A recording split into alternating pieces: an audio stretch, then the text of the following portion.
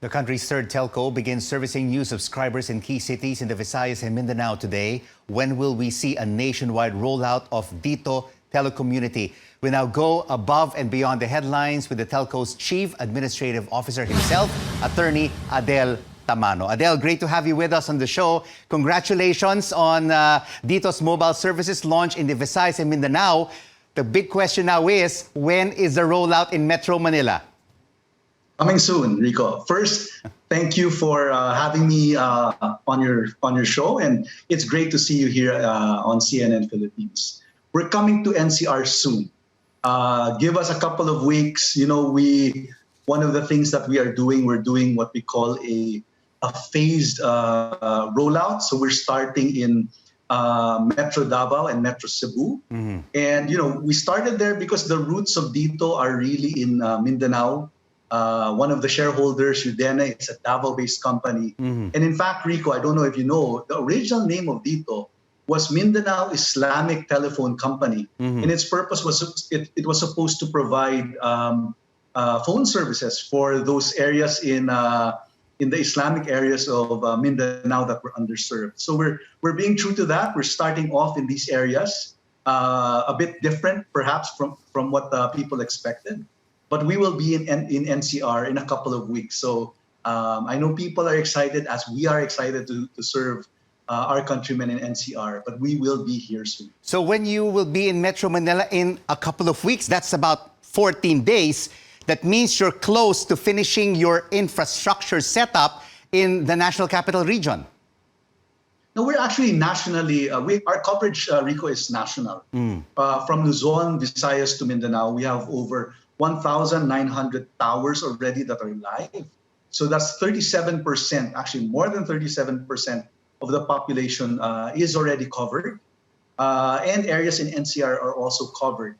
But again, we made it's not a technical or technology decision. It's a commercial decision that both commercial and I think in some ways a little bit of, let's say there is some, it's a bit emotional as well, because we really did want to kick off and honor the roots of Dito and honor our commitment to serve the underserved. So that's why we started in Mindanao. Okay, so 2 weeks in Metro Manila. What about nationwide? Not 2 weeks, sorry, Rico, to be very clear, not 2 weeks. In a couple of weeks. I don't want to give you the exact, yes. I don't want to give you the exact. Because when you say a couple of weeks, that's 14 days.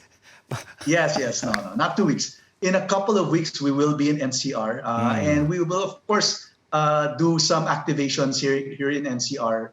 But I think one way to look at it also, Rico, is we're ramping up. So we're starting off today at 12 noon.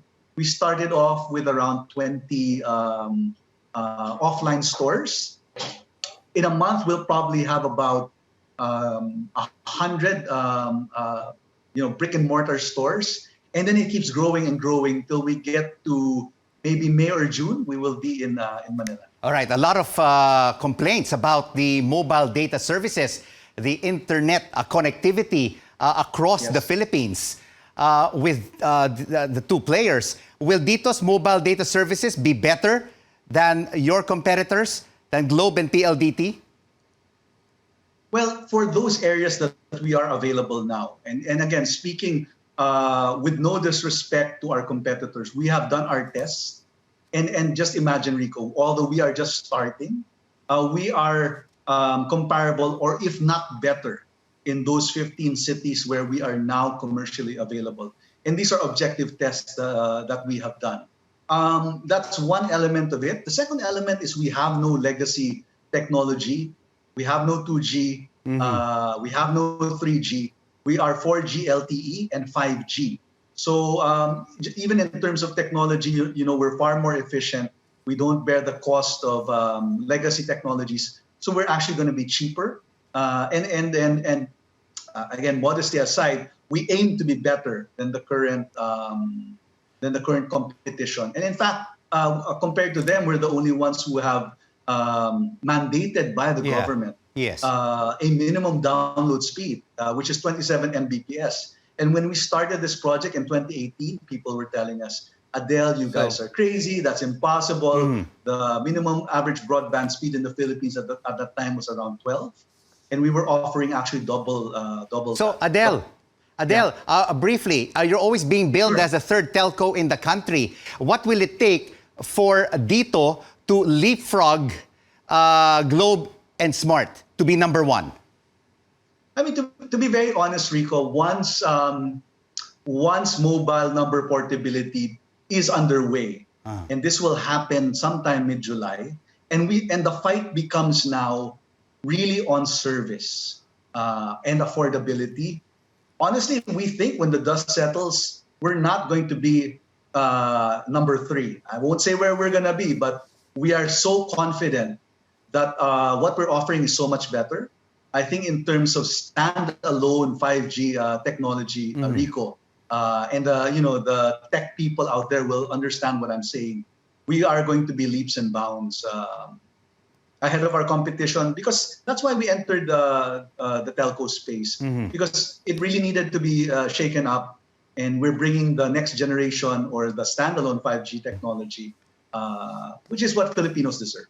Thank you so much for joining us on Newsnight, Attorney Adel Tamano, Chief Administrative Officer of Dito Telecommunity.